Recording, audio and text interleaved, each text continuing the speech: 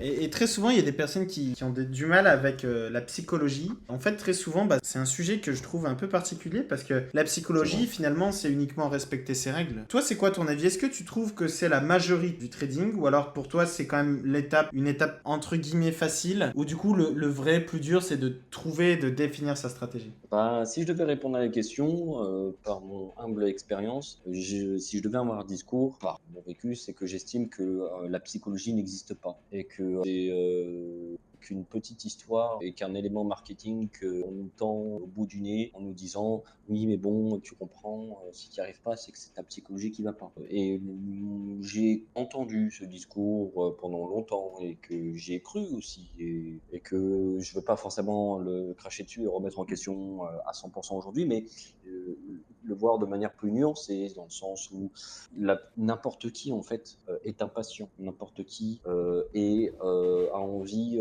de, se refaire. N'importe qui a envie de plus. Tout le monde est humain. Ça, pour moi, selon moi, cette humanité à travers le métier, et bah, à moins de devenir Rambo, bah, tu l'auras toujours et que, essayer de devenir une pierre en te disant: «Oui, il faut, que j'ai atteint mon daily SL et donc du coup, du sous prétexte que j'atteins mon daily SL, j'arrête». Pour moi, ça fonctionne pas vraiment et c'est selon moi pour cette raison-là qu'il y a énormément de personnes qui travaillent principalement sur propre firme parce que la propre firme, elle offre la capacité à avoir une gestion du risque qui est, selon moi, incapable d'être tenue par nous-mêmes. Et pour revenir du coup et répondre à la question, pour moi, c'est vraiment, j'associe ça plutôt à la technique est une chose, la psychologie en est une autre, et donc j'associerai un peu les deux et je nommerais ça plutôt la psychotechnique, c'est-à-dire d'avoir une technique qui nous correspond et du fait qu'elle nous correspond, nous offre l'opportunité d'avoir une gestion du risque naturelle. C'est-à-dire, bon, bah, aujourd'hui, j'ai une approche technique qui me permet de faire tel, ceci, ça, ci, ça. Bah, aujourd'hui, ça fonctionne pas. Et bah, tant pis. De toute façon, j'ai pas d'autre chose à faire. J'ai pas envie de faire autre chose. J'ai pas envie de me refaire. C'est parce que, techniquement parlant, ça ne me motive pas à aller au-delà de cela. D'un point de vue psychologique, selon moi, la psychologie est quelque chose qui est un petit peu, qui est trop vaste, qui est fait, qui est un petit peu trop, qui est pas forcément, en fait, qui est comment je pourrais dire? J'essaierai de trouver les bons mots, mais, en fait, la psychologie n'existe pas. Il faut, selon moi, une approche technique qui te correspond, qui te permet d'avoir un certain garde-fou naturel, qui te convient et qui, dans les moments de doute, dans les moments où ça ne va pas, et bah, tu es tellement en accord avec cette approche-là que de toi-même, et bah, tu n'y vas pas. C'est comme, en fait, c'est très humain, c'est très naturel. C'est comme si quelqu'un tu croises dans la rue et te dirait, oui, bah écoute, regarde, j'ai une bouteille, je l'ouvre, bois un petit coup là-dedans, tu le regarderais, tu le connais pas le monsieur, tu sais pas ce qu'il y a dans la bouteille, et cetera, et donc naturellement, en fait, ça ne te viendrait pas à l'esprit de boire là-dedans même si tu as très soif. Voilà.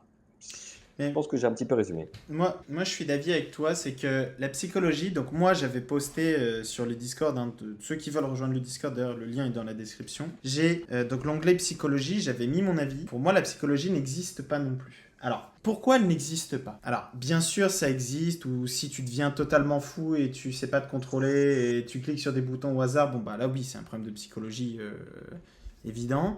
Mais derrière, quand tu appliques une stratégie, normalement, tu as une logique derrière la stratégie. Tu sais pourquoi tu prends un trade. Okay, que ce soit technique, fondamental, macroéconomique. Enfin, peu importe. Normalement, tu as une raison et il y a une base théorique quand même assez forte qui soutient ta thèse. Donc si tu sais ou que tu penses savoir au minimum ce que tu fais, normalement, appliquer son plan, c'est pas compliqué. Là où le problème, donc moi j'ai dépensé, faut savoir, environ 10 000 € hein, dans ma vie dans des formations de trading. J'en recommande aucune aujourd'hui. Et à chaque fois, dans les formations, il y avait une moitié de formation où c'était la psychologie, la psychologie, la psychologie. Et aujourd'hui, je tiens un Discord où il y a un peu plus de 300 personnes dessus. Et même sur YouTube, forcément, je croise du monde. Et donc, je croise aussi énormément de personnes qui viennent de différentes formations. Okay, j'ai remarqué que l'effet gourou chez les formateurs était si puissant qu'il avait réussi à convaincre des personnes que si la formation ne marchait pas pour eux, c'était que psychologiquement, ils n'arrivaient Ouais, pas ça, à appliquer un plan. Alors que au eh fond, ben, tout le monde sait enfin voilà, tu as des Merci. conditions. Ouais. Si la formation était vraiment intéressante, Ouais. en fait, t'es censé sortir de là au minimum. Alors, pas tout le monde, parce que oui, tu auras quand même des personnes qui vont échouer. C'est le trading.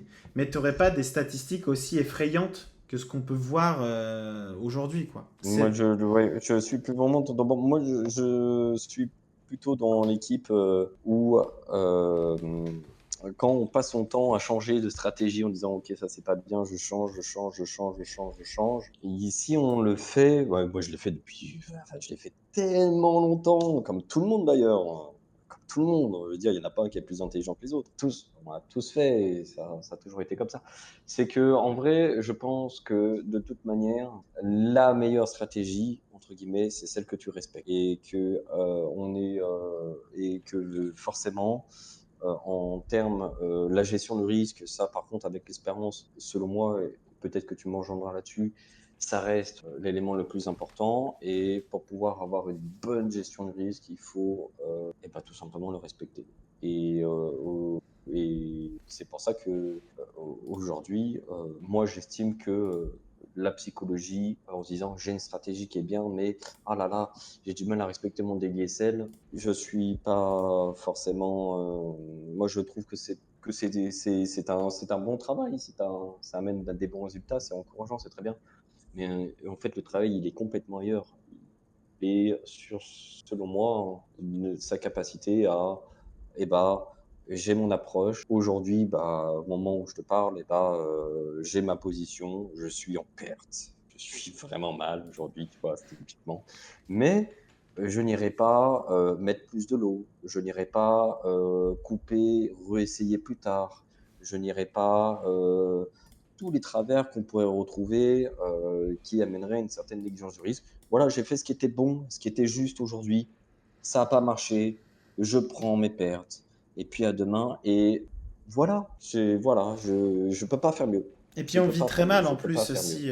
C'est comme ça. Si on fait pas comme ça, on vit très mal aussi. Il faut pas oublier que le trading, si on n'arrive pas à se placer en tant qu'observateur et non, enfin, notre but c'est de réagir. Donc, pas de prédire, pas tant que ça. Si on essaye constamment de faire des prédictions, vraiment Nostradamus, en fait, et que du coup, bah, c'est à chaque fois au doigt mouillé, on va finir automatiquement assez mal quand même parce qu'on va stresser, on va être dans la position, on n'est pas sûr de nous, on n'a pas de C'est statistiques, ça.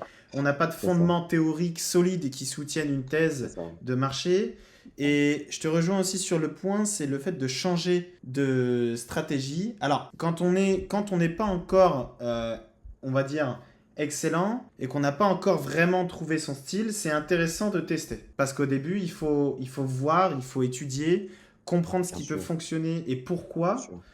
et essayer d'assembler en fait ce puzzle. Donc c'est un très très long travail, et il y a constamment de la Ouais. recherche qui est à faire en trading parce que bah, les Ouais. marchés sont très vivants et derrière, c'est ça pour moi qui est vraiment le plus dur. Quand je dis que la psychologie n'existe pas, c'est pas tant qu'elle n'existe pas parce qu'on peut être fou, on peut être...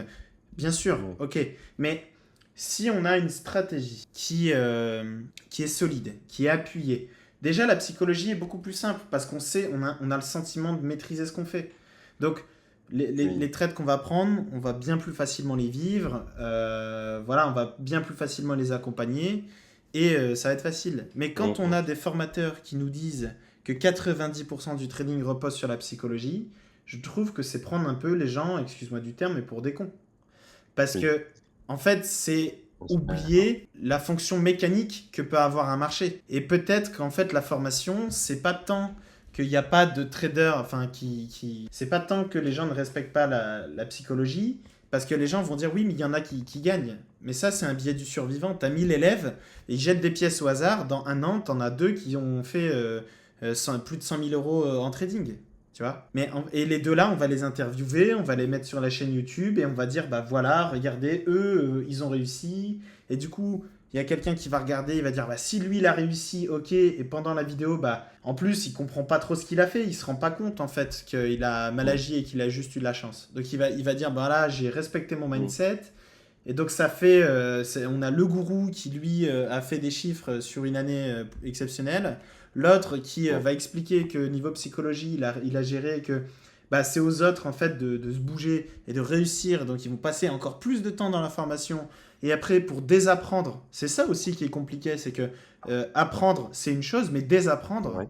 c'est très compliqué. Je pense que dans ton parcours, tu es passé aussi par des phases où tu as appris des choses qui n'étaient juste pas bonnes et qui en fait t'ont pollué un peu ta suite en trading. Je pense que tu as eu ça aussi. Et ben dans ce cas-là, vis-à-vis de ce que tu dis, moi j'aimerais rebondir sur autre chose et qui rejoint ce que tu dis, c'est que selon moi, il y a au-delà des formateurs de trading, qui peut-être qu'il y en a certains, même malgré peu importe ce qu'ils sont, malgré tout, ils peuvent toujours apprendre quelque chose. Voilà. Ils peuvent toujours apprendre quelque chose, même voilà, c'était pas forcément à la hauteur des attentes. Ils peuvent quand même être valeur ajoutée malgré tout, même si voilà. Mais par contre, il y a aussi une seconde chose qui est pour moi aussi dévastateur que les formateurs de trading, ce sont les profirmes. Parce que le métier repose beaucoup sur la gestion du risque et les profirmes ne poussent pas la gestion du risque. Quand ton compte il est cramé en profirme, qu'est-ce que tu fais? T'en rachètes un autre. C'est vrai, c'est vrai. C'est vrai que ça aussi, c'est un sujet. Et en fait, alors, pour être plus précis, c'est que il faut comprendre qu'une profirme se traite pas comme un compte perso. Et en vrai, une Et profirme, pourquoi il pourrait pas se traiter comme un compte perso? parce que c'est un instrument financier. Contrairement à de l'argent que tu as sur un broker, la profirme peut fermer, peut décider de ne pas te payer pour une raison qu'elle veut, sans justifier. C'est vraiment pas un employeur à vie, ça reste un levier sur capital parce que, bon, ça reste quelque chose qui a le mérite de, à mon sens quand même, pouvoir être tradé dessus, avec une gestion de risque voilà, particulière aux propres firmes. Mais par contre, le côté gamifié, en fait, j'étais sur une propre firme à l'époque, par exemple, je sais pas si tu connaissais The Founded Trader. Je crois que Ouais. c'était eux. Et en fait, quand tu arrivais sur leur site, c'était un chevalier. Vraiment, c'était gamifié, enfantin, tu vois, comme un Mmh. jeu. Ouais. Et je suis d'accord avec toi que c'est très dévastateur pour le côté, si on veut basculer sur du compte propre derrière. Parce que tu as eu des réflexes qui n'étaient pas les bons et tu peux en fait avoir des très grosses surprises et te rendre compte que si ton compte il est cramé, eh ben, c'est pas 100 euros qu'il faut remettre. Et Mais ça, est-ce qu'on se cacherait pas justement derrière et que ça, est-ce que c'est réellement bénéfique au final? bah, en fait, je pense que la moyenne des traders perd de l'argent, donc même en compte propre, mais qui vont perdre moins en propre firme. Et ça va quand même. Donc pour les perdants, ça va être bénéfique parce qu'ils vont perdre moins. Et pour les gagnants, en fait, ils vont quand même pouvoir gagner plus. Parce qu'il y a un levier sur capital. Et prenons le cas d'un trader qui a 10 000 euros de capital. Et ben en compte propre, ça va quand même être très compliqué, voire impossible de s'en sortir. Tu vois, moi, quand j'ai commencé le trading, mon capital personnel, il devait être autour de environ 10 000 euros. Entre 6 et 10 000, je sais plus. Ok, c'était entre 6 et 10 000. Donc c'est vraiment de l'argent que j'avais gagné moi-même. Et si j'avais dû uniquement me faire sur du compte propre, Mmh. ça aurait été très compliqué. Alors moi j'ai eu de la chance parce que j'étais là dans une période où les propres firmes, bah, c'est pas ce que c'est aujourd'hui. Les propres firmes, il faut savoir il y a 3 ans par exemple, il y avait pas vraiment de refus de payout. Il n'y avait pas beaucoup de règles non plus. Mmh. Il y Mmh. avait Mmh. vraiment des leviers qui étaient Mmh. dingues, tu vois. Mmh. Et ils te payaient Ouais. sans consistance. Donc c'était quand même une époque un peu dorée. Donc c'est vrai que la plupart de mon argent, je l'ai fait dans cette époque. Ça m'a beaucoup aidé. Mais par contre, je suis d'accord avec toi, le côté gamifié, Ouais. vraiment, est un poison pour le trading, on va dire, plus sérieux. Je trouve. D'ailleurs, j'en profite pour faire une petite pause, de vous demander de vous abonner si vous aimez bien le concept que je suis en train de faire. Voilà, de monter la petite communauté, vous abonner, mettre un petit like. Merci beaucoup.